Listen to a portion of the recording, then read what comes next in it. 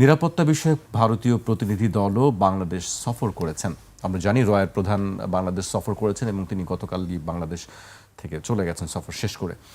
আমি সাকিব ভাইয়ের কাছে জানতে চাই, আসলে সাকিব ভাই কি হচ্ছে পর্দার অন্তরালে বাড়ালে এই মুহূর্তে? ধন্যবাদ। আমি আসলে শুরু করতে চাই একটু অন্য দিক থেকে। হ্যাঁ, শুরুটা করতে চাই যে আমরা ছোটবেলায় প্রথমে শুরু হয় কিন্তু বাবা মাকে বিশ্বাস করে। আমরা কিন্তু ছোটবেলায় বাবা মা ভালো হবে না খারাপ হবে এটা কখনোই ভাবতে পারি না। আমরা মনে করি ওনাদের সব কিছু ভালো। তারপরে শুরু করি হচ্ছে আমরা টিচারকে, তারপরে হয় স্কুলে যাওয়া হলে আপনি দেখেন প্রত্যেকে কিন্তু আপনি অথরিটি ফিগার যারা থাকে আমাদের জীবনে, যারা ক্ষমতা চর্চা করে, আমরা কিন্তু তাদেরকে ভালো ভাবতে চাই। এটা কিন্তু এই জন্য এখন যদি আমি সরকারের ব্যাপারে কোনো সমালোচনাও করি, অনেকে কিন্তু এটা পছন্দ করবে না, এটা হবেই, কিন্তু আমাদেরকে করতে হয় এই কারণে যে আমরা সত্যটা উদ্ঘাটন করতে চাচ্ছি। বাংলাদেশে পর্দার আড়ালে এখন বলতে হচ্ছে যে এই যে একটু আগে যে আমরা বললাম যে ক্ষমতা যে থাকে তাকে আমরা স্পেস দিতে চাই, তাকে আমি ভালো ভাবতে চাই। দেখেন এখন কিন্তু এই সরকারের কিভাবে তারা ডিসিশনগুলো নিচ্ছে, কিভাবে সিদ্ধান্ত গ্রহণ চলছে, কার কার সাথে তারা আপনার পরামর্শ করছে, কি কি ফ্যাক্টর তারা চিন্তা করছে, কি কি নিয়ামক তারা চিন্তা করছে, কি কি বিষয় তারা চিন্তা করছে, এগুলো নিয়ে কিন্তু আমি বলছি না যে একদম আমাদেরকে 100% জানতে হবে, কিন্তু এই ব্যাপারে আমরা 50%ও কিন্তু জানি না। আমরা কিন্তু এখন রাইট নাও পররাষ্ট্রনীতি নিয়ে যেহেতু আপনি কথা বলছেন, পররাষ্ট্রনীতির ব্যাপারে আমাদের বাংলাদেশ সরকারের একমাত্র মুখপাত্র ডক্টর খলিলুর রহমান।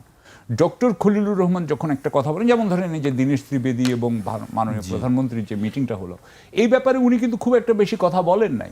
উনি বলেছেন প্রত্যর্পণের কথা, উনি বলেছেন হাদির কিলার যে এলেজ কিলার তার কথা, তাকে প্রত্যর্পণ করার কথা, ব্রিক্স নিয়ে, জি ব্রিক্স সম্মেলন নিয়ে কথা বলছেন, বিমস্টেকের নিয়ে বলেছেন যে বিমস্টেকে বোধহয় যেতে হবে, এটা নিয়ে বলেছেন। আরেকটা হচ্ছে ব্রিক্স নিয়ে বোধহয় বলেছেন, আরেকটা কথা হলো উনি নিয়ে বলেছেন যে উনারা একটা পরিসর বৃদ্ধি করতে চাচ্ছেন বা এরকম একটা কোনো কথা বলেছেন। উনি কিন্তু খুব একটা বেশি এখানে কথা বলেন নাই, এবং উনি বলেছেন যে প্রধানমন্ত্রী চাচ্ছেন, বাংলাদেশের প্রধানমন্ত্রী চাচ্ছেন যে যাতে ভারত বাংলাদেশকে একটা পরিসর দেয়, একটা স্পেস দেয়, যাতে বাংলাদেশ তার সাথে সম্পর্কটা আস্তে আস্তে উন্নত করে নিতে পারে। এই তো বিষয়টা। কিন্তু এখানে আমরা যদি খালি এইটুকুই বলি, এখানে দেখেন সবচেয়ে বড় কথা কি, বড় কথা হচ্ছে আপনি যেটা বলবেন প্রত্যর্পণের বিষয় কি হবে। আমি যেটুকু বুঝি যে আপনি এখানে দেখেন যে একভাবে যখন বলছেন, খলিলুর রহমান সাহেব বলছেন যে উনারা নিতে চাচ্ছেন, ঠিক একই সময় দেখেন আরেকটা জিনিস দেখেন, এটার সাথে মিলে কিনা বলেন। দীনেশ ত্রিবেদী সাহেবকে যখন ওনারা অ্যাপয়েন্ট করলেন, ওনারা করলেন মন্ত্রী পর্যায়ের একজন ব্যক্তিকে, যেটা আপনার অনুষ্ঠানে আমরা বলেছি যে এটা একটা অত্যন্ত গুরুত্ব যে ভারত দিচ্ছে বাংলাদেশকে, সেটা কিন্তু এটাতে বোঝা যায়। সেই ত্রিবেদী সাহেবকে উনি 1 মাস 5 দিন বসিয়ে রেখেছেন পররাষ্ট্রমন্ত্রী। বলা যাবে না যে 1 মাস 5 দিন ধরেই কি উনি দেশের বাইরে ছিলেন, যে উনি হতে পারে না। তার মাঝখানে এসে উনি বসিয়ে রেখেছেন। তারপরে সার্জিও গোর আসলো, সার্জিও গোরের সাথে ওনার কিছু একটা কথা হলো, যেই প্রেস কনফারেন্সে ওনাকে খুবই ইরিটেবল দেখা গেল। হ্যাঁ, তার খুব একটা ভালো যায় নাই মিটিংটা। তারপরে কি করলেন, উনি যায় দীনেশ ত্রিবেদীর সাথে দেখা করলেন, তার 2-3 দিন পর, কয়েকদিন পরেই এখন প্রধানমন্ত্রীর সাথে দেখা হচ্ছে। সো যদি আপনি মনে করেন যে বাংলাদেশ সরকার সুসম্পর্ক করতে চায়, এই যে ডক্টর খলিলুর রহমানের যে কথা, তাহলে দীনেশ ত্রিবেদীকে এতদিন বসে রেখেছে কেন?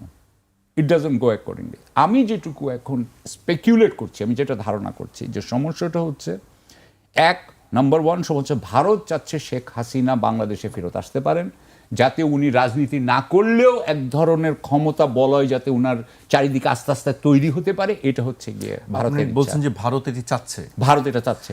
ভারত তো শেখ হাসিনাকে গিলতে পারছে না। হ্যাঁ বলেন, তাহলে তাকে কিভাবে প্রত্যর্পণ করবে ভারত? এইখানেই প্রত্যর্পণের ব্যাপারই তো। এমনিতে যদি স্বাভাবিক প্রত্যর্পণ হইতো তাহলে তো উনাকে প্লেনে করে আনা হবে, এনে উনাকে এয়ারপোর্ট থেকে উনাকে কোর্টে জেলে নিয়ে যাওয়া হবে বা কোর্টে নিয়ে যাবে, পুলিশ নিয়ে যাবে। কারণ ওনার বিরুদ্ধে ইতিমধ্যেই আপনার দণ্ডাদেশ হয়ে গেছে, ফাঁসির আদেশ হয়ে গেছে, মৃত্যুদণ্ড। তাহলে এখন উনাকে নিয়ে যাবে, নিয়ে যাওয়ার পরে কোর্টের সামনে হাজির করবে, কোর্ট তখন উনাকে হয়তো জেলে পাঠাবে। সেটা কোনটা জেল হবে সেটা জেল কর্তৃপক্ষ ঠিক করবে। এই অনেক কিছু আছে, কিন্তু আমার যেটুকু মনে হয় যে ভারত এটা চায় না। ভারত এইটুকু বলতে চাচ্ছে যে আনুষ্ঠানিকতার মধ্যে উনাকে রেখে, যতটুকু পারা যায় রেখে, উনাকে আবার ক্ষমতা বলয় তৈরি করতে দিতে হবে। আওয়ামী লীগের একটা রাজনীতি এখানে হইতে হবে। আমি মনে করি বিএনপি যেটা চাচ্ছে এর উল্টো দিকে, বিএনপি চাচ্ছে যে আওয়ামী লীগের রাজনীতি যাতে এখানে না হয়। তার দুটো সমস্যা হচ্ছে, এক হচ্ছে যে তার সাথে অন্যরা যারা ছিল জামাত এবং এনসিপি তারা চায় না এখানে যদি আওয়ামী লীগের হয় এখানে একটা বিরাট অস্থিতিশীলতা তৈরি হতে পারে। দ্বিতীয়ত হচ্ছে যে আওয়ামী লীগ যদি না করতে পারে আপনার রাজনীতি, তাহলে আওয়ামী লীগের ভোটাররা তো বিএনপিকেই ভোট দিবে। সুতরাং বিএনপির জন্য ওইটাও ভালো। সুতরাং বিএনপি আমার মনে হয় যেটা চাচ্ছে সেটা হচ্ছে, দেখেন বিএনপি কিন্তু ভারত সরকারের সাথে বাণিজ্যিক বিষয় কিন্তু আপনার কাছে কেন মনে হচ্ছে যে আওয়ামী লীগের ভোটাররা বিএনপিকে ভোট দিবে? এখন পর্যন্ত তো তাই বলা হচ্ছে। আমরা গত নির্বাচনে সেটি দেখেছি, বলা হচ্ছে, সেই হিসাবে বলছি আমি। আরেকটা জিনিস দেখেন আদানির সাথে বলেন বা অন্যান্য ব্যবসার ব্যাপারে বলেন, বিএনপি কিন্তু সেই ব্যবসায়িক অংশটা কিন্তু ঠিক মতো চালিয়ে যাচ্ছে। অর্থাৎ আমার মনে হয় যেটা বিএনপি চায়, যেটা ডক্টর খলিল রহমান বলছেন না, কিন্তু যেটা মনে হয় যে ব্যবসায়িক ব্যাপারগুলো চলুক ভারতের সাথে, আওয়ামী লীগের প্রত্যর্পণটা না হোক, এই জায়গার একটা এটা আমার মনে হয় দোলাচলে আছে। রয়ের প্রধানের যে আলোচনাটা, মানে তার সফর নিয়ে, যেটা নিয়ে খুব বেশি আলোচনা হয়নি। আমরা হঠাৎ করে দেখলাম যে তিনি সফর করেছেন এবং চলেও গেছেন। আপনার কাছে কি মনে হয় হঠাৎ এই সময় তার এই সফরটা কি কারণে? প্রথম কথা হচ্ছে যে বাংলাদেশ ভারত সম্পর্ক উনাদের কথা মতোই আমরা অন্যান্য অনেক সূত্র থেকে এটা জানতে পেরেছি যে ভারত বাংলাদেশ সম্পর্ক ভারতের পক্ষ থেকে এটা নিয়ন্ত্রণ করতে হচ্ছে প্রধানমন্ত্রীর কার্যালয় অর্থাৎ নরেন্দ্র মোদীর কার্যালয় এবং এটার ছিলেন তখন ন্যাশনাল সিকিউরিটি অ্যাডভাইজার হিসেবে অজিত দোভাল সাহেব এটার ফুল দেখতেন। যখন 5ই আগস্ট এখান থেকে শেখ হাসিনা চলে যান, তারপরেই কিন্তু অজিত দোভাল ওনাকে রিসিভ করেন, অজিত দোভাল ওনাকে নিয়ে যান এবং অজিত দোভাল ওনার সাথে ডিব্রিফিং করেন। ডিব্রিফিং মানে হচ্ছে যে শেখ হাসিনা কি করেছেন সব কিছু উনি বলে দিয়েছেন। এবং আমাদের এক ভাই কয়েকদিন আগে বলছে যে বাংলাদেশের কোনো রাষ্ট্রীয় গোপনীয়তা যা গোপন তথ্য শেখ হাসিনা জানতেন সবই এখন ভারতের কাছে চলে গেছে বলে আপনি ধরে নিতে পারেন। এবং এতদিন পর্যন্ত এই 2 বছর ধরে এটা কিন্তু পিরিয়ডিক নিয়মিতভাবে এই আপনার সেশন বলি বা এই যে মিটিংগুলা এগুলা কিন্তু অজিত দোভাল করতেন। এই কয়েকদিন আগে অজিত দোভাল এটা চেঞ্জ করেছেন। অজিত দোভাল আর করবেন না, ওনার বয়স হয়েছে, আপনি জানেন বোধ উনি 85 ইয়ার্স ওল্ডের মতো, 80 আপ। এখন করবে হচ্ছে আইবির চিফ। আইবি মানে হচ্ছে ওদের ইন্টেলিজেন্স ব্যুরো। এগুলো হচ্ছে গিয়ে যেগুলো পররাষ্ট্র বিষয়ক গোয়েন্দা সংস্থা এগুলো ভারতের। তো তাহলে আপনি বুঝতে পারছেন যে ভারতের এবং বাংলাদেশের সম্পর্ক এবং শেখ হাসিনার সম্পর্ক এটার সাথে গোয়েন্দাটাই হচ্ছেন এটার প্রধান নিয়ন্ত্রক। গোয়েন্দারা যে প্রধানমন্ত্রীকে বলেন, প্রধানমন্ত্রী ভারতীয় প্রধানমন্ত্রীকে। সো সেই হিসাবে আমি বলতে চাই যে রয়ের প্রধানের ভিজিট আমার কাছে মনে হয় যে এটা কোনো অস্বাভাবিক কিছু না। আমার কাছে মনে হয় ওদের পক্ষ থেকে। আমাদের পক্ষ থেকে আমরা কেন এটা হোস্ট করলাম, আমাদের হোস্ট কে ছিল, এটা হোস্ট কি এনএসআই চিফ নাকি এটা ডিজিএফআই চিফ, আমরা জানি না। ধরেন এটা একটা সিম্পল কথা, কিন্তু একটা টেকনিক্যাল ইনফরমেশন, সেটাও আমরা জানি না। উনি কেন আসছেন, কি সাধারণত একটা ইন্টেলিজেন্স চিফ আর একটা ইন্টেলিজেন্স চিফের সাথে আসে যখন ইন্টেলিজেন্স কোঅপারেশন থাকে কিন্তু বাংলাদেশের সাথে ভারতের কোঅপারেশনের ফ্রেমওয়ার্ক কি সেটাও আমরা জানি না।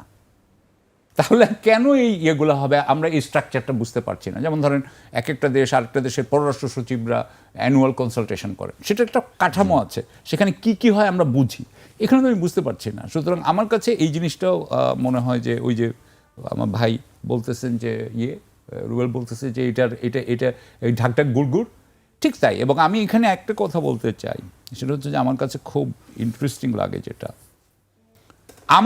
আমার কিন্তু মনে হচ্ছে যে তারেক রহমান সাহেবকে এই একটু আগে রুবেল বলেছে, আমার ভাই রুবেল বলেছে যে এই যে জনবিচ্ছিন্নতা এটা কিন্তু আসতেছে, সেটা হচ্ছে যে এইখানে একটা অ্যাপারেটাস আছে।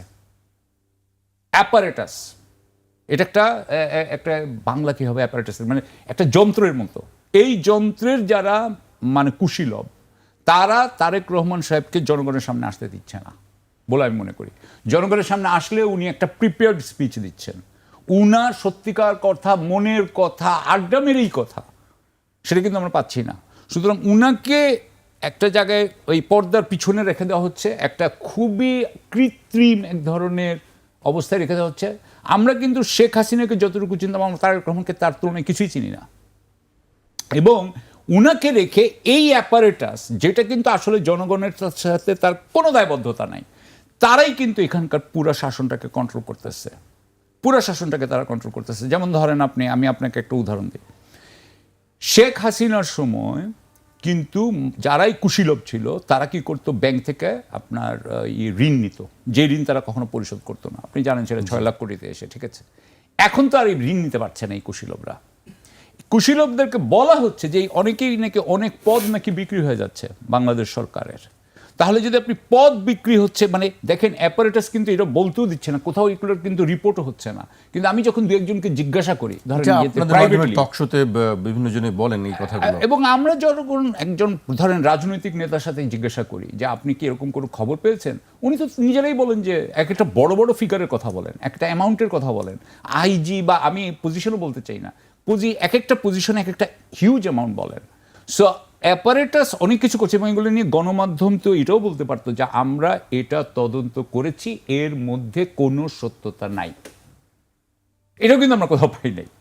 সুতরাং আমি যেটা বলতে চাচ্ছি যে অ্যাপারেটাস যেভাবে এই দেশটাকে চালাচ্ছে এক ধরনের নীরবে জুলুমের মতো চলছে, এবং আমি যেভাবে দেখি যে অ্যাপারেটাস যা করছে, আমি আপনাকে একটা যে আমি 2-3 বছরে এখান থেকে কোনো উন্নয়ন দেখি না, বরং এটা অবনতি হতে থাকবে। কারণ অ্যাপারেটাস যখন চালায়, যে জনগণের সাথে দায়বদ্ধতা নাই, ধরেন সে যদি, আমি একটু উদাহরণ দিই, ধরেন একটা ওসির থেকে আপনি একজন 1 কোটি টাকা নিয়ে তাকে পোস্টিং দিয়েছে, আপনি তো 3 বছরে ওসির থেকে কোনো জিজ্ঞাসা করতে পারবেন না যে কীভাবে এইখানে আইন শৃঙ্খলা ঠিক করবেন। কারণ ওসি বলবে যে আমি আপনাকে 1 কোটি টাকা দিচ্ছি, আমার 1 কোটি টাকা উঠাইতে হবে, আগামী পোস্টিংয়ের জন্য আমার আরও 1 কোটি টাকা লাগবে, হয়তো আরও 2 কোটি টাকা লাগবে, কথার কথা বললাম, রাইট। সো আমি 3 কোটি টাকা আগে উঠাবো, 3 কোটি টাকা আমি উঠাবো কীভাবে, আপনার ইয়েতে আগেও বলেছি যে অপরাধী অর্গানাইজ ক্রাইম, তাকে ক্রাইম করতে দিব। সো অর্গানাইজ ক্রাইমকে ক্রাইম করতে দিব, অর্গানাইজ ক্রাইম আমাকে টাকা দিবে। এবং এই সময় যদি বলে যে না না আমাদের একটু দেখাইতে হবে, তখন কি দেখানো যাবে, অভিযান হবে। অভিযান হয়ে 2 দিন ধরে অভিযান হবে, কতগুলো ছিন্নমূল কাউকে ধরবে, কোনোদিন অর্গানাইজ ক্রাইমের আপনি বসকে ধরতে পারবেন না, ধরবে না, তাদেরকে ধরে তারপর ছেড়ে দিবে। সো আমি এখন দেখতে পাচ্ছি আগামী 3 বছরে আপনার কোনো আইন শৃঙ্খলার উন্নতি হবে না। আপনি এটাও দেখেছেন, আমি জাস্ট এটা বলে শেষ করছি। তাহলে আমরা কেন এই অ্যাপারেটাসকে মেনে নিচ্ছি, এটাই প্রশ্ন আমি রাখলাম।